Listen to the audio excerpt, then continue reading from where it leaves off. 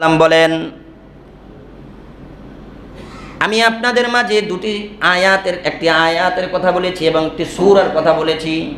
আয়াতটা হলো আয়াতুল কুরসি, কথা বলেন ঠিক না ঠিক না? আরেকটি সূরা হলো সূরাতুল ফাতিহা। আল্লাহর হাবিব বলেন, যদি কোনো আল্লাহর বান্দা সূরা আয়াতুল কুরসি পাঠ করেন, কি করে? আয়াতুল কুরসি পাঠ করে, আল্লাহ তাআলার রাসূল বলেন সেই ব্যক্তি মারা যাবে, কিন্তু মারা যাওয়ার পর তার জান্নাত যাওয়া পর্যন্ত, জান্নাতে কবরটা শুধু তার মাঝখানে পর্দা হবে। কবরে দেওয়ার সাথে সাথে আল্লাহ তাআলা আয়াতুল কুরসি পড়ার কারণে তার জান্নাতের পথ সুগম করে দেয়। এই জন্য ভাইয়েরা আমার, এখন আসেন সূরাতুল ফাতিহা আয়াত, সূরাতুল ফাতিহা শিফা। এই আয়াত আমরা পড়েছি, এই সূরার নাম শুনেছি সূরাতুশ শিফা। এক বর্ণনায় আসছে আল্লাহর নবী সাল্লাল্লাহু আলাইহি ওয়াসাল্লামের জলিলুল কদর সাহাবী হযরতে আবু সাঈদ খুদরি রাদিয়াল্লাহু তাআলা আনহু সহ অনেক সাহাবীরা এক জায়গায় যাচ্ছিলেন। রাস্তায় প্রতিমধ্যে একজন গোলাম দাসী মহিলা দৌড়ায় আসলেন। দৌড়ায় এসে বলতেছেন যে তোমাদেরকে দেখে দিনদার মনে হইতেছে। এই সাহাবীদেরকে দেখে দিনদার মনে হইতো না? কি বলেন? আমাদেরকে দেখলে তো মনে হয় যে আমরা দুনিয়ার শয়তান, আর দুনিয়ার সব কিছু আমাদের মধ্যে আছে, কথা বলেন ঠিক না ঠিক? আর সাহাবীদেরকে দেখলে তারা বুঝতো ভালো মানুষ। এসে বললেন, আমাদের গোত্রের, আমাদের যে নেতা লিডার, তাকে কোনো এক বিচ্ছু, বর্ণনায় আসছে সাপ দংশন করেছে। আপনারা তাকে কোনো কিছুর মাধ্যমে যদি ভালো করে দিতে পারেন তাহলে আপনাদের জন্য হাদিয়ার ব্যবস্থা আছে। আবু সাঈদ খুদরি রাদিয়াল্লাহু তাআলা আনহুর মধ্যে থেকে কিছু দল সাহাবী সেখান থেকে গিয়ে, তারাও জানতেন না সূরাতুল ফাতিহা পড়ে ফু দিলে মানুষ সুস্থ হয়ে যায়, জানতেন না, কিন্তু সূরা ফাতিহা পারতেন। গেলেন, যাওয়ার পরে ওই মহিলার কথা মতো যাওয়ার পরে সূরা ফাতিহা পড়ে সাপে কামড়ের জায়গায় ফু দিলেন, থুতু লাগায় দিলেন, ওই বেচারা সুস্থ হয়ে গেছেন। সুবহানাল্লাহ। সুস্থ হওয়ার পরে ওই ব্যক্তি তাদেরকে 30টি দুম্বা অথবা বকরি অথবা মেষ, যেটাই বলেন, তাদেরকে হাদিয়া দেয়। হাদিয়া নেওয়ার পরে এই হাদিয়াগুলো তাদের কাছে রেখে দেয়। আবু সাঈদ খুদরি রাদিয়াল্লাহু তাআলা আনহু বলেন, যতক্ষণ পর্যন্ত আল্লাহর হাবিবের কাছে আমরা না যাব ততক্ষণ পর্যন্ত এটা সুরাহা করা আমাদের পক্ষে সম্ভব নয়। আল্লাহর হাবিবের কাছে গেলেন, যাওয়ার পরে রাসূলকে বললেন, ইয়া রাসূলুল্লাহ, প্রতিমধ্যে একজন দাসী আমাদেরকে ডেকে নিলেন, তাদের মালিককে সাপ দংশন করেছে। আমাদের মধ্যে কিছু সংখ্যক সাহাবী গিয়ে সূরা ফাতিহা ফু দিলেন, তিনি সুস্থ হলেন, আমাদেরকে 30টি ছাগল হাদিয়া দিলেন। আমরা হাদিয়া নিয়ে আসলাম, এই হাদিয়ার ছাগল নেওয়া জায়েজ আছে না নাই? প্রথমত কথা হলো সূরাতুল ফাতিহা শিফা কিনা? জোরে বলেন, শিফা কিনা? 2 নাম্বার, সূরাতুল ফাতিহা পরে ফু দেওয়ার পরে হাদিয়া দিয়েছেন, এই হাদিয়া নেওয়া জায়েজ আছে কিনা? এটার ব্যাপারে রাসূল কি বলেন দেখেন। রাসূল সাল্লাল্লাহু আলাইহি ওয়াসাল্লামকে যখন সাহাবীরা বললেন আমাদেরকে হাদিয়া দিয়েছে 30টি ছাগল, আল্লাহর হাবিব সাল্লাল্লাহু আলাইহি ওয়াসাল্লাম বললেন, তোমরা সব খেয়ে নাও এবং সাথে আমার জন্য একটা অংশ রেখে দাও। তোমরা সব কিছু নিয়ে নাও এবং আমার জন্য কি রেখে দাও? একটা অংশ রেখে দাও। এখন মুসলমান ভাইরা আমার, আপনাদেরকে প্রশ্ন করতে চাই, আপনাদের কোনো হুজুর যদি ফু দেয় আর আপনি যদি সুস্থ হন, সুস্থ হওয়ার পরে হাদিয়া দেওয়া জায়েজ আছে না নাই? হাদিস থেকে জানলাম। হুজুরের কাছে কিছুর জন্য গেলেন, পানি পড়ার জন্য গেলেন, হুজুর হাদিয়া দিলেন, এটা গুনার কিছু নাই, দোষের কিছু নাই, এটা জায়েজ, কথা বলেন ঠিক না ঠিক না? আর আপনাদের কথা কি কম, হুজুররা তো হাদিয়া দিতে আপনারা জানি না। মাঝে মধ্যে দিবেন, আমার মতো মানুষকে না দেন, বড় বড় হুজুরকে দিবেন। হাদিয়া দিবেন, হাদিয়া দেওয়া, দোয়া চাওয়া, কারণ হলো আপনার সূরাতুল ফাতিহার তেলাওয়াত আর ইমামের তেলাওয়াত আকাশ জমিন তফাৎ, কথা বলেন ঠিক না? এজন্য মাঝে মধ্যে মুসাফা করবেন, হাদিয়া দিবেন, হাদিয়া পরে দোয়া চাইবেন, কারণ আপনার মসজিদের ইমাম আর পার্শ্ববর্তী মাদ্রাসার আসাতিজায়ে কেরাম যারা আছেন, তারা এই 10,000, 5,000, 15,000 টাকা বেতন নিয়ে অট্টালিকা বিল্ডিং বানায় না, কথা বলেন ঠিক না ঠিক না? এটা নিয়ে তার সংসার চালায়। এর মধ্যে থেকে আপনি যদি কিছু হাদিয়া তোহফা আপনি তাদেরকে প্রদান করেন, এর দ্বারা আখিরাতে আপনার জাযায়ে খায়ের হবে, কথা বলেন ঠিক না ঠিক? অতএব সঙ্গত কারণে এই হাদিস থেকে বুঝলাম সূরাতুল ফাতিহা আয়াতে কারিমা, কোরআন মাজিদের কোনো আয়াতে কারিমা পড়ে যদি কেউ ফু দেয়, অথবা আপনি দোয়া নিতে আসছেন, আর হুজুরকে যদি আপনি হাদিয়া দেন, এই হাদিস বুখারীর বর্ণনা, তিরমিজির বর্ণনা, সিয়াসাত্তার হাদিসগুলোর মধ্যে এই হাদিসটা আসছে। অতএব সঙ্গত কারণেই কোন হুজুরকে হাদিয়া দেওয়া জায়েজ না না জায়েজ বলেন? আল্লাহ আমাদের বোঝার তৌফিক দান করেন, সকলে বলি আমিন। সম্মানিত উপস্থিতি, এতক্ষণে বুঝলাম আমরা সূরাতুল ফাতিহার বরকত আছে না নাই, সূরা ফাতিহার ফজিলত আছে না নাই। আল্লাহর হাবিব সাল্লাল্লাহু আলাইহি ওয়াসাল্লাম থেকে বর্ণিত, আজকে আমি আপনাদের মাঝে সূরাতুল ফাতিহার নামকরণ এবং সূরাতুল ফাতিহার কতগুলো নাম এবং সূরা ফাতিহার ফজিলত বললাম। এখন আসেন সূরাতুল ফাতিহা আমরা তেলাওয়াত করি। আল্লাহ বলেন, আউযু বিল্লাহি মিনাশ শাইতানির রাজীম, বিসমিল্লাহির রহমানির রহিম, আলহামদুলিল্লাহি রাব্বিল আলামিন। আজকে আল্লাহ যদি তৌফিক দেয় আলহামদুলিল্লাহি রাব্বিল আলামিনের আমরা ব্যাখ্যা করব ইনশাআল্লাহ। এখানে প্রথম শব্দ আল্লাহ তাআলা বলেন আলহামদুলিল্লাহ, ঠিক না? ঠিক না? প্রথম শব্দ আলহামদুলিল্লাহি রাব্বিল আলামিন। সর্বপ্রথম ফজিলত হলো আল্লাহ তাআলা কোরআন মাজিদের তেলাওয়াতের বদৌলতে প্রত্যেকটা হরফে 10টা করে নেকি দান করেন। আরবি হরফ একটাকে উচ্চারণ করতে আরো 3টা হরফের প্রয়োজন হয়। কয়টা হরফের প্রয়োজন? যেমন ধরেন আলিফ, হামজা, লাম, ফা, কয়টা হরফ হইল? 3টা। তাহলে সমষ্টিগত হরফ কয়টা? একটা। লাস্টে কয়টা? একটা। তাহলে এক হরফের নেকি কয়টা? 10টা। আর যদি 3টা হরফ একটা হরফ বানাইতে লাগে তাহলে 3 10 30, আর 10 কত হইল? 40। 40টা নেকি এক হরফের মধ্যে আল্লাহ দান করেন। আবার হলো কোরআন তেলাওয়াতের ফজিলত আল্লাহ কোরআনে এক আয়াতে বলেন, ওয়া ইযা তুলিয়াত আলাইহিম আয়াতুহু যাদাতুহুম ঈমানা, ওয়া ইযা তুলিয়াত আলাইহিম আয়াতুহু যাদাতুহুম ঈমানা। যাদের ঈমান দুর্বল সে যদি কোরআন মাজিদের তেলাওয়াত করে আল্লাহ তাআলা তার ঈমানকে বৃদ্ধি করে দেয়। তাহলে আরেক হাদিসে আল্লাহর হাবিব বলেন, যদি কোনো আল্লাহর বান্দা রমজানে একটা হরফ পড়ে, কয়টা? এক হরফে 70টা করে নেকি দান করা হয়। এমন প্রশ্ন করতে চাই, একটা হরফ বলতে গেলে কয়টা হরফের দরকার? 3টা হরফের দরকার। তাহলে 3 70 210, আর 70 280। এক হরফে 280টা নেকি হয় রমজানে। সুবহানাল্লাহ। আর হাদিসের মধ্যে আসছে আল্লাহর হাবিব বলেন, একটা নেক কাজের বদলা আল্লাহ তাআলা 70টা দান করেন। কোন কোন বর্ণনায় আসছে আল্লাহর নবী সাল্লাল্লাহু আলাইহি ওয়াসাল্লাম বলেন, একটা নেক কাজের বদলা আল্লাহ 700 গুণ বাড়ায় দেন। কোন কোন বর্ণনায় আসছে আল্লাহ তাআলা একটা নেক কাজের বদলা 70,000 বাড়ায় দেন। মিয়া নেকি কাকে বলে, কোথা থেকে আসবে টেরও পাবেন না। কথা বলেন ঠিক না? ঠিক। বলতেছিলাম আলহামদুলিল্লাহি রাব্বিল আলামিন, এটা তেলাওয়াতের ফজিলত আছে না নাই? এখন আসেন আল্লাহর হাবিব কি বলেন। আল্লাহ তাআলার কাছে 4টা জিনিস পছন্দনীয় শব্দ, আল্লাহর কাছে 4টি কালাম পছন্দ। এই 4টি কালামের চাইতে বাহিরে আল্লাহর কাছে কোনো শব্দ পছন্দ নাই। আল্লাহর কাছে কয়টা শব্দ পছন্দ আমি বলতে চাই, জোরে বলেন কয়টা শব্দ? 4টি শব্দ বা 4টি কালাম, 4টি জুমলা, 4টি বাক্য আল্লাহর কাছে অধিক পছন্দনীয়। এর চাইতে পছন্দনীয় শব্দ আল্লাহর কাছে আর কিছু নাই। 1 নাম্বার শব্দ আমার সাথে সকলে বলেন আলহামদুলিল্লাহ। এটা সবচাইতে পছন্দনীয় শব্দ কার কাছে? আমি প্রশ্ন করতে চাই, আল্লাহর কাছে যদি পছন্দনীয় শব্দ হয় আলহামদুলিল্লাহ, বান্দার কাছে পছন্দনীয় হওয়া দরকার আছে না নাই? তাহলে আল্লাহর কাছে যদি পছন্দনীয় শব্দ আলহামদুলিল্লাহ হয়, তাহলে বান্দারও হওয়া লাগবে আলহামদুলিল্লাহ, এটা পছন্দনীয় শব্দ। কথা বলেন ঠিক না? ঠিক। 2 নাম্বার আল্লাহর কাছে পছন্দনীয় শব্দ হলো সুবহানাল্লাহ।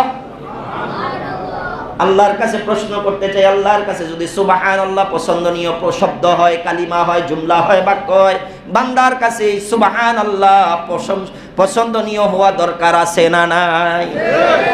3 নাম্বার আল্লাহ নবী সাল্লাল্লাহু আলাইহি ওয়াসাল্লাম বলেন, আল্লাহর কাছে পছন্দনীয় বাক্য হলো আল্লাহু আকবার। বলেন কি? আল্লাহু আকবার। প্রশ্ন করতে চাই, আল্লাহর কাছে যদি আল্লাহু আকবার পছন্দনীয় শব্দ হয়, তাহলে আমার আপনার কাছে পছন্দের না অপছন্দের? 4 নাম্বার, আল্লাহর নবী সাল্লাল্লাহু আলাইহি ওয়াসাল্লাম বলেন আল্লাহর হাবিবের আল্লাহর কাছে পছন্দনীয় শব্দ হলো তাহলিল। তাহলিল বলা হয় লা ইলাহা ইল্লাল্লাহ। আল্লাহর কাছে যদি লা ইলাহা ইল্লাল্লাহ পছন্দের হয়, বান্দার কাছে পছন্দের না অপছন্দের? তাহলে বোঝা গেল প্রথম শব্দ আল্লাহ তাআলার কাছে পছন্দনীয় শব্দ আলহামদুলিল্লাহ। এইজন্য আল্লাহ কোরআন মাজিদ শুরু করেছেন আল্লাহর পছন্দনীয় শব্দ দিয়ে। আল্লাহর কাছে পছন্দনীয় শব্দ যদি আলহামদুলিল্লাহ হয়, বান্দারও পছন্দনীয় শব্দ হওয়া দরকার। এইজন্য আল্লাহ তাআলা আমাদেরকে আলহামদুলিল্লাহ তেলাওয়াত করার কথা বলেছেন, ঠিক কিনা বলেন? এবার আসেন আল্লাহর হাবিব সাল্লাল্লাহু আলাইহি ওয়াসাল্লাম কি বলেন? আল্লাহর কাছে পছন্দনীয় শব্দ কয়টা? এবার আল্লাহর হাবিব বলেন আমার কাছেও 4টা শব্দ পছন্দনীয়। আল্লাহর কাছে যদি পছন্দনীয় হয়, আল্লাহর হাবিব বলেন আমার কাছেও কি পছন্দনীয় শব্দ। আল্লাহর হাবিবের কথাগুলো আবার একটু বাড়ায় বলছেন। আল্লাহর হাবিব সাল্লাল্লাহু আলাইহি ওয়াসাল্লাম বলেন আলহামদুলিল্লাহ, আল্লাহু আকবার, সুবহানাল্লাহ, লা ইলাহা ইল্লাল্লাহ। এটা আল্লাহর হাবিবের কাছে পছন্দনীয় শব্দ, ঠিক কিনা বলেন? আল্লাহর হাবিবের কাছে কয়টা শব্দ পছন্দনীয়? আল্লাহর কাছে কয়টা?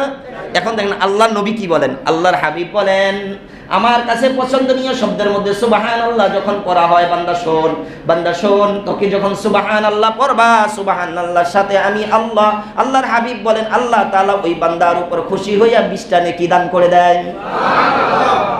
শুধু কি তাই? শুধু কি তাই? আল্লাহর হাবিব আরো বলেন আল্লাহ তাআলার কোন বান্দা যখন সুবহানাল্লাহ পড়ে, সুবহানাল্লাহ পড়ার সাথে সাথে আল্লাহ তাআলা 20টি নেকি দান করেন, 20টি গুনাহ আল্লাহ মাফ করে দেন। কোন আল্লাহর বান্দা যখন সুবহানাল্লাহ পড়ে 20টা গুনাহ 20টা নেকি আল্লাহ দান করেন। কোন বান্দা যখন আল্লাহু আকবার পড়ে, কি বলেন? তাহলে আল্লাহর হাবিবের কাছে পছন্দনীয় শব্দ কয়টা জানি? 4টা। 1 নাম্বার কি? তাহলে আল্লাহর হাবিবের কাছে শুধু আল্লাহর কাছে শুধু পছন্দনীয় ছিল। হাবিব কি বলেন? হাবিব আরো বাড়ায় বলতেছেন। হাবিব বলেন যদি কেউ সুবহানাল্লাহ বলে তাহলে 20টা নেকি দান করা হয়, 20টা গুনাহ। আবার যদি কেউ আল্লাহু আকবার বলে, আল্লাহু আকবার বলে 20টা নেকি দান করা হয়, আবার 20টি গুনাহ আল্লাহ। সুবহানাল্লাহ কইবেন না? আল্লাহ। দেখেন আল্লাহর হাবিব আরো বলেন আমার কাছে পছন্দনীয় শব্দের মধ্যে লা ইলাহা ইল্লাল্লাহ একটি পছন্দনীয় শব্দ। যদি কোনো আল্লাহর বান্দা লা ইলাহা ইল্লাল্লাহ পড়ে, আল্লাহর হাবিব বলেন ইশরুনা, ইশরুনা, তাকে আল্লাহ তাআলা 20টা নেকি দান করা হয়। আর যখন কোনো আল্লাহর বান্দা লা ইলাহা ইল্লাল্লাহ পড়ে, সাথে সাথে আল্লাহ তাআলা 20টি গুনাহ আল্লাহ মাফ করে দেয়। এখন দেখেন আলহামদুলিল্লাহর ব্যাপারে আল্লাহর হাবিব কি বলেন, আরো মজার কথা বলছে। আরো মজার কথা আল্লাহর হাবিব বলেন যদি কেউ আলহামদুলিল্লাহ পড়ে আমার কাছে পছন্দনীয়, কেউ যদি আলহামদুলিল্লাহ পড়ে, আল্লাহর হাবিব সাল্লাল্লাহু আলাইহি ওয়াসাল্লাম বলেন তার 30টা নেকি আল্লাহ দান করেন। তাহলে ওগুলোর মধ্যে কয়টা? 20টা। আর এটার মধ্যে কয়টা? 30টা, মানে 10টা বেশি। আরো আল্লাহর হাবিব বলেন 30টা নেকি দান করা হয়, 30টা গুনাহ আল্লাহ তাআলা মাফ করে দেন। সুবহানাল্লাহ, সুবহানাল্লাহ। মুসলমান ভাইরা আমরা কোথায় আছি? এই জন্য আল্লাহ তাআলা এই বরকতপূর্ণ শব্দ দিয়ে আল্লাহ কোরআন মাজিদ শুরু করেছেন আলহামদুলিল্লাহি রাব্বিল আলামিন। সমস্ত প্রশংসা ওই আল্লাহর জন্য যিনি উভয় জগতের প্রতিপালক, যিনি উভয় জগতের প্রতিপালক। আসেন আল্লাহর নবী সাল্লাল্লাহু আলাইহি ওয়াসাল্লাম বলেন আমার কাছে পছন্দনীয় শব্দ কয়টা? আল্লাহর কাছে কয়টা? এখন প্রশ্ন করতে চাই আল্লাহর কাছে যদি পছন্দনীয় শব্দ 4টা হয়, আল্লাহর হাবিবের কাছে যদি 4টা হয়, আল্লাহর হাবিব আবার বাড়ায়া নেকি আর গুনাহ মাফের কথাও বললেন। এখন বলেন তো দেখি আমার কাছে আপনার কাছে পছন্দনীয় শব্দ কয়টা হওয়া দরকার? আওয়াজে বোঝা যায় না, আরো জোরে বলেন কয়টা? 1 নাম্বার বলেন সুবহানাল্লাহ, বলেন আলহামদুলিল্লাহ, আল্লাহু আকবার, লা ইলাহা ইল্লাল্লাহ। এক হাদিসের মধ্যে আল্লাহর হাবিব কি বলেন ভালো করে শুনেন। আল্লাহর কাছে, আল্লাহর হাবিবের কাছে, আল্লাহর হাবিবের কাছে পছন্দনীয় প্রশ্ন হচ্ছে 4টি শব্দ, এবং আল্লাহর কাছে পছন্দনীয় 4টি শব্দ। আল্লাহর হাবিব সাল্লাল্লাহু আলাইহি ওয়াসাল্লাম বলেন কথার মধ্যে মানুষ যতগুলা কথা বলবে তার মধ্যে আল্লাহর হাবিব বলেন আল্লাহ তাআলা 4টি শব্দ নির্বাচন করেছেন। কয়টি শব্দ? 4টি শব্দ। 4টি শব্দ, সুবহানাল্লাহ, আলহামদুলিল্লাহ, আল্লাহু আকবার, লা ইলাহা ইল্লাল্লাহ। বান্দা যখন পড়বে সুবহানাল্লাহ, দেখেন আল্লাহ কি বলে, কি বলে শুনেন, ভালো করে শুনেন। সুবহানাল্লাহ, আল্লাহ আপনি পুত পবিত্র, আল্লাহ আপনি পুত পবিত্র। আল্লাহ তাআলা বলেন বান্দা সাদ্দাকতা, কলা বান্দা, বান্দা আল্লাহ বলেন বান্দা সাদ্দাকতা, তুই সত্য বলছস। সুবহানাল্লাহ। যখন বলে বান্দা সুবহানাল্লাহ, আল্লাহ বলে সাদ্দাকতা, তুই সত্য বলছস। বান্দা যখন বলে আলহামদুলিল্লাহ, সমস্ত প্রশংসা আপনার জন্য, আল্লাহ বলেন সাদ্দাকতা, বান্দা তুই সত্য বলছস। বান্দা যখন বলে আল্লাহু আকবার, আল্লাহ সবচাইতে বড়, আল্লাহ কাবীর, বান্দা যখন বলে আল্লাহু আকবার, আল্লাহ বলেন সাদ্দাকতা, বান্দা তুই সত্য বলছস। আল্লাহ বান্দা যখন বলে লা ইলাহা ইল্লাল্লাহ, লা ইলাহা ইল্লাল্লাহ, আল্লাহ ছাড়া কোনো মাবুদ নাই, আল্লাহ ছাড়া কোনো ইলাহ নাই, আল্লাহ ছাড়া কোনো রব নাই, প্রভু নাই, আল্লাহ বলেন সাদ্দাকতা, তুই সত্য বলছস। আল্লাহ বলেন কি বলছস? মুসলমান ভাইরা আমার, লা ইলাহা ইল্লাল্লাহ, আল্লাহ ছাড়া কোনো রব নাই, আল্লাহ ছাড়া কোনো ইলাহ নাই। কথা বলেন ঠিক না ঠিক না? কিন্তু বর্তমান আমরা দেখতে পাচ্ছি বাংলার জমিনে এক ধরনের রব নামে, এক ধরনের ইসকন, এক ধরনের হিন্দুত্ববাদী এবং এক ধরনের উগ্রপন্থী বাংলাদেশে ইসলামের উপর মাথা চাড়ি দিয়েছে। কথা বলেন ঠিক না ঠিক না? আল্লাহ বলেন লা ইলাহা ইল্লাল্লাহ, আমি ছাড়া কোনো রব নাই, আমি ছাড়া কোনো রব নাই, আমি এক, আমি এক। কথা বলেন ঠিক না ঠিক? অথচ ইসকন বাটপারগুলো, উগ্রপন্থীগুলো, চিটারগুলো ইসলামের নামে আজকে বাংলাদেশে তারা এক দল সংগঠন তৈরি করে আমাদের মুসলমানের উপরে নৈরাজ্য শুরু করেছে। কথা বলেন ঠিক না ঠিক না? এই ইসকন বাংলাদেশে এক সময় ছিল না, আমরা জানিও না, ঠিক না ঠিক না? 1966 সনে এই ইসকনের প্রবর্তন শুরু হয় আমেরিকার মুল্লুকে। মুসলমান ভাইরা আমার, আপনাদেরকে সংক্ষেপে একটু বুঝায় দিতে চাই। আজকে আমাদের বাংলাদেশে নৈরাজ্য, আমাদের বাংলাদেশের অ্যাডভোকেট ভাই মোহাম্মদ সাইফুল ইসলামকে গলা কেটে হত্যা করা হয়েছে। কথা বলেন ঠিক না ঠিক না? আমাদের বাংলাদেশের মানুষ দাঙ্গা হাঙ্গা পছন্দ করে না, আমরা করি না, আমরা মুসলমান, আমরা মুসলিম, আমরা ইসলামে বিশ্বাসী। যখন আমাদের উপরে কেউ আক্রমণ করে, আল্লাহর হাবিব সাল্লাল্লাহু আলাইহি ওয়াসাল্লাম মক্কার জমিনে 13 বছর মার খেয়েছেন। মার খেতে খেতে আল্লাহর হাবিবকে যখন নিপাত করার চেষ্টা করেছেন, আল্লাহর হাবিব মক্কা ছেড়ে মদিনায় গিয়েছেন। মদিনায় যাওয়ার পরে যখন কাফের মুশরিক বেঈমানেরা আল্লাহর হাবিবের উপরে চড়াও হয়েছেন, তখন আল্লাহর হাবিব সাল্লাল্লাহু আলাইহি ওয়াসাল্লাম সহস্তে সাহাবীদের নিয়ে প্রতিহত করার চেষ্টা করেছেন। কথা বলেন ঠিক কিনা? ঠিক তেমনি ভাবে বলতে চাই, বাংলার জমিনে কোনো উগ্রপন্থী হিন্দুত্ববাদ খ্রিস্টান মিশনারি বাংলাদেশ এরা যদি মুসলমানদের উপরে চড়াও হয়, আমরাও এক কালিমার পতাকা হাতে নিয়ে আল্লাহর হাবিবকে সামনে রেখে রাসূলের সৈনিক হয়ে তাদেরকে বাংলার জমিনে এক একটা করে গলা কেটে হত্যা করব ইনশাআল্লাহ। কোনো ছাড় দেওয়া হবে না। কথা বলেন ঠিক না ঠিক না? আমাদের বাংলাদেশের অ্যাডভোকেট সাইফুল ভাইয়ের রক্তের প্রত্যেকটা ফোঁটার জবাব ইসকন তোমাদেরকে দিতে হবে। কথা বলেন ঠিক না ঠিক না? প্রত্যেকটা রক্তের ফোঁটার জবাব দিতে হবে। আমাদের মুসলমান এখনো ঘুমিয়ে আছেন। এই ইসকন বাংলাদেশে বিভিন্ন শিক্ষা প্রতিষ্ঠানে ঢুকে বাচ্চাদেরকে তাদের প্রসাদ খাওয়ায়, প্রসাদ খাওয়াইয়া তাদের জবান থেকে উচ্চারণ করে হরে রাম হরে কৃষ্ণ, হরে রাম হরে কৃষ্ণ উচ্চারণ করায়। কমলমতি শিশুরা বুঝতে পারে না। আমি আপনাদেরকে আজকে একটি বিষয় জানিয়ে দেই, বাংলাদেশে যে হিন্দুরা আছে, হিন্দুরাও ইসকনকে পছন্দ করে না। কারণ এই ইসকনে যারা প্রবেশ করে, যারা যায়, যারা ঢুকে, তাদের একটা নীতিমালা আছে, নিদর্শন আছে। তারা যখন ইসকনে প্রবেশ করবে, ইসকনে ঢোকার সাথে সাথে তাদের পরিবার পরিজন সব ভাইকে ত্যাগ করে চলে আসতে হবে। খুদ এমনকি বাবা মার হাতের রান্না পর্যন্ত তারা খাইতে পারবে না। তারা বাবা মার হাতের রান্না পর্যন্ত খাইতে পারবে না।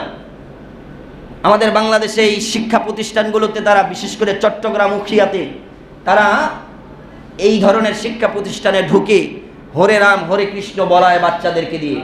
আপনাদেরকে প্রশ্ন করতে চাই, হরে রাম হরে কৃষ্ণ, এটা কি কোনো আল্লাহর জিকির হতে পারে? আলহামদুলিল্লাহ হতে পারে? আল্লাহু আকবার হতে পারে? লা ইলাহা ইল্লাল্লাহ হতে পারে? তাহলে আমাদের এই কোনাবাড়ি পূর্বপাড়ায় আপনাদেরকে সজাগ হতে হবে। যদি কোনো ইসকন সদস্য আপনাদের কাছে এসে বলে আমরা ইসকন, ওইখানে তাকে গলা টিপে হত্যা করা দরকার। কথা বলেন ঠিক কিনা? আমরা জবাব চাই। মুসলমান ভাইরা, আপনারা ঘুমিয়ে আছেন। ইসকনরা চট্টগ্রামে এক মসজিদে লুট করেছে, ভাঙচুর করেছে, মসজিদের মাইক কেড়ে নিয়েছে, মসজিদের মাইক তারা ভেঙে দিয়েছে, মসজিদের কাতারগুলো মিনারগুলো তারা ভেঙে দিয়েছে। তাদের একটাই উদ্দেশ্য ছিল, তাদের তন্ময়, তাদের যে নেতারে ধরছে, এর রিমান্ড আবেদন করছে, করার পরে এরকে কেন বেকসুর খালাস দেয় না, এই জন্য তারা উগ্রপন্থী হয়ে মসজিদে হামলা করছে। কোথায় বলেন?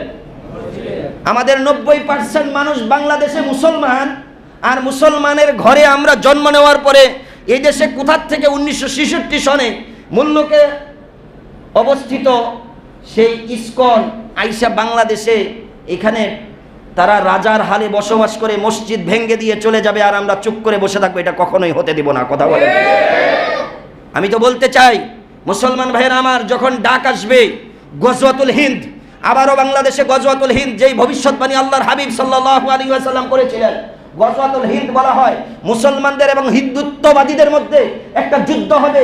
এই যুদ্ধে 1/3 মুসলমান শহীদ হবে, এক ধরনের কিছু মুসলমান যেগুলো লম্পট চরিত্রের, তারা ভেগে যাবে। এমন যুদ্ধে মুসলমান শহীদ হবে, মুসলমানদের টাকটু পর্যন্ত রক্ত হবে, শেষ পর্যন্ত কিছু মুসলমান দাঁড়িয়ে থাকবে। এই গজওয়াতুল হিন্দ অর্থাৎ হিন্দুদের সাথে যুদ্ধ করে মুসলমানদের বিজয় হবে ইনশাআল্লাহ। আমরা দেখতে পাচ্ছি গজওয়াতুল হিন্দের গন্ধ আমরা দেখতে পাচ্ছি। বাংলার জমিনে কোনো অমুসলিম, কোনো হিন্দুত্ববাদ, কোনো ইসকন যদি মাথাচাড়ি দেয়, ইনশাআল্লাহ আল্লাহর হাবিবের ঘোষণা অনুপাতে আমরা ইনশাআল্লাহ গজওয়াতুল হিন্দের জন্য কে কে প্রস্তুত আছি, দুহাত তুলে আল্লাহকে দেখাই। আল্লাহ আমাদের কবুল করেন, সকলে বলি আমিন। মুসলমান ভাইয়েরা আমার, আমাদের অ্যাডভোকেট সাইফুল ভাই, তাকে গলা কেটে হত্যা করা হয়েছে, ইসকনরা করেছে। আপনাদেরকে বলতে চাই, যে সমস্ত দেশের মধ্যে 90% মানুষ মুসলমান, যে দেশে সকালবেলা সূর্য উদয় হয় আল্লাহু আকবারের সুরে, যে দেশে সূর্য অস্ত যায় আল্লাহু আকবারের সুরে, সে দেশে হরে রাম হরে বল বলে কেউ পার পায় নাই, আর ভবিষ্যতে পার পাবে না ইনশাআল্লাহ। অতএব সঙ্গত কারণে আমাদের সজাগ হওয়া দরকার। কথা বলেন ঠিক না? ঠিক। এই জন্য আপনাদের সামনে বলছি যে আল্লাহ রাব্বুল আলামিনের কাছে পছন্দনীয় শব্দ কয়টা? আল্লাহর হাবিবের কাছে কয়টা? এই 4 শব্দের বাহিরে যদি কেউ এই দেশে কোনো স্লোগানকে বাস্তবায়ন করতে চায়, তার জিভকে টেনে ছিঁড়ে ফেলা দরকার। কথা বলেন ঠিক কিনা?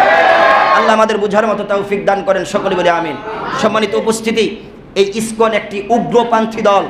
এটা মুসলমানদের শুধু উপরে না, বিশ্বের যে কোনো দেশে যদি কেউ তাদের উপরে মাথাচাড়ি দেয়, তাদের উপরেই তারা সন্ত্রাসী কর্মকাণ্ড চালায়। সর্বপ্রথম তারা মুসলমানদের উপরে কর্মকাণ্ড করার যে দুঃসাহসিকতা দেখিয়েছে, এটা আমরা আজকে হতভম্ব। অতএব সঙ্গত কারণেই আপনাদেরকে বলতে চাই, যদি আবারও আমাদের মুসলমানদের কোনো ডাক আসে, তাহলে ইনশাআল্লাহ আমরা আমাদের জীবন দিয়ে হলো ইসলামের পতাকা বিজয় করব ইনশাআল্লাহ। আল্লাহ আমাদের কবুল করেন, সকলে বলি আমিন। হরণ করা, বলেন কি করা? আর কৃষ্ণ শব্দের অর্থ হইল হরে কৃষ্ণ, কৃষ্ণ শব্দের অর্থ হইল লুচ্চা। জোরে বলেন কি? আপনারা ডিকশনারি গাইড বাইর করে দেখবেন। মুসলমান ভাইরা আমার, এরা যখন হরে রাধিকা কৃষ্ণ, এটা লম্বা ইতিহাস।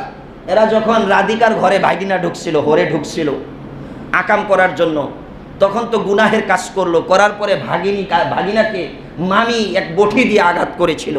আঘাত করার পরে ওই রক্ত তারা আজকে কপালে তিলক লাগায়। মুসলমান ভাইয়েরা আমার, তারা মনে করে আকাম কুকাম যাই করি না কেন, শুধু এখানে একটু সিঁদুর তিলক দিলেই আমরা পবিত্র হয়ে যাই, পুরলেই মনে হয় পবিত্র হয়ে যায়। আরে নাফরমান, বেঈমান, মনে রাখবি হরে কৃষ্ণ হরে রাম এগুলো রবের পছন্দনীয় শব্দ নয়। রবের পছন্দনীয় শব্দ আল্লাহু আকবার, রবের পছন্দনীয় শব্দ আলহামদুলিল্লাহ, রবের পছন্দনীয় শব্দ লা ইলাহা ইল্লাল্লাহ। কালিমাতুশ শাহাদা পড়েছি আমরা। আল্লাহ রাব্বুল আলামিন আমাদেরকে শিখাইছেন আশহাদু আল্লা ইলাহা ইল্লাল্লাহু ওয়া আশহাদু আন্না মুহাম্মাদান আবদুহু ওয়া রাসূলুহু। আমরা সাক্ষ্য দিচ্ছি আল্লাহ ছাড়া কোনো মাবুদ নাই। আমরা সাক্ষ্য দিচ্ছি আল্লাহ ছাড়া কোনো মাবুদ নাই। আমানতু বিল্লাহি কামা হুয়া বিআসমাইহি ওয়া সিফাতিহি। কেন আমরা সাক্ষ্য দিচ্ছি আল্লাহ কয়জন, আল্লাহর উপর ঈমান আনলাম, এক আল্লাহর উপর ঈমান আনলাম, ঠিক না ঠিক না? কোরআন মাজিদে আল্লাহ পরিচয় দিয়েছেন কুল হুয়াল্লাহু আহাদ আল্লাহুস সামাদ লাম ইয়ালিদ ওয়া লাম ইউলাদ ওয়া লাম ইয়াকুল লাহু কুফুয়ান আহাদ। আল্লাহ কয়জন? আল্লাহ কয়জন? এর সঙ্গত কারণেই যে বাংলাদেশে যে নৈরাজ্য সৃষ্টি হয়েছে, দেখেন আজকে বাংলাদেশে স্কুল কলেজের ছাত্রগুলা ঝাঁপায়া পড়ছে রোডে, ঠিক না? এদের ভিতরে নবী প্রেম আছে না নাই? নবী প্রেম আছে। আমার তো মনে হয় এগুলা কি ছোটবেলা আল্লাহ তাআলার এই কালামের বরকত এদেরকে ছোটবেলা তার বাবা মা দিয়েছেন, কথা বলেন ঠিক না? যদি না দিত তাহলে দেখতেন আমাদের মতে যাদেরকে স্কুল কলেজ ইউনিভার্সিটিতে পড়াইতেছে কিন্তু ছোটবেলা তাকে দ্বীনের শিক্ষা শেখায় নাই, ওটা ব্লগার হয়েছে, ওটা নাস্তিক হয়েছে, ওটা কবি শামসুর রহমান হয়েছে, ওটা তসলিমা নাসরিনের মতো বেশ্যা হয়েছে, কথা বলেন ঠিক না? আমাদের বাংলাদেশে আছে। কিন্তু আমরা যেই সন্তানগুলোকে ছোটবেলা দ্বীনের শিক্ষা দিয়েছি, এটা নবীর বিরুদ্ধে কলম ধরে নাই, ইসলামের বিরুদ্ধে কলম ধরে নাই, আল্লাহর বিরুদ্ধে কলম ধরে নাই, কোনো ইমানদারের বিরুদ্ধে কলম ধরে নাই। বাংলাদেশে কোনো অমুসলিম আমাদের বিরুদ্ধে কথা বলবে আর আমরা চুপ করে বসে থাকবো, তাহলে বোঝা গেল আমাদের ইমানের দুর্বলতা আছে, কথা বলেন ঠিক না ঠিক? অতএব সঙ্গত কারণেই ভাইরা আমার, এই ইসকন সদস্যরা সবচাইতে বেশি এই 17 বছরে সবচাইতে বেশি তারা পাওয়ারফুল হয়েছে, কথা বলেন ঠিক না? আমরা দেখেছি বিভিন্ন সময় বিভিন্ন মিডিয়াতে ইসকনরা বিভিন্ন রাজাদের মন্ত্রীদের সাথে বিভিন্ন এমপিদের সাথে ছবি উঠায়া তাদের নৈরাজ্যকে, বিশেষ করে উখিয়ায় এক এমপি আছে, এর সাথে বিশেষ করে সঙ্গ করে এরা ওইখানে এমন একটা পর্যায়ে করেছে, এমন এক দল গঠন করেছে তারা, সেখানকার তাদের শক্ত অবস্থান। অতএব সঙ্গত কারণেই মুসলমান আপনাদেরকে আমি উদাত্ত আহ্বান জানাবো, কোনো ইসকন, কোনো ব্রাহ্মণ, কোনো হিন্দুত্ববাদ, কোনো খ্রিস্টান মিশনারি বাংলাদেশ যদি আমাদের কাছে এসে আমাদেরকে এই ধরনের কোনো দাওয়াত দেয়, আমাদের সন্তানগুলোকে দাওয়াত দেয়, তাহলে তাদেরকে প্রতিহত করার দরকার আছে না নাই? আল্লাহ আমাদের কবুল করেন, সকলে বলি আমিন। সম্মানিত হাজিরিন, সর্বশেষ একটি মেসেজ দিচ্ছি যে আজকে জুমার নামাজের পরে কোনাবাড়ী কেন্দ্রীয় মসজিদের সামনে মিছিল আছে।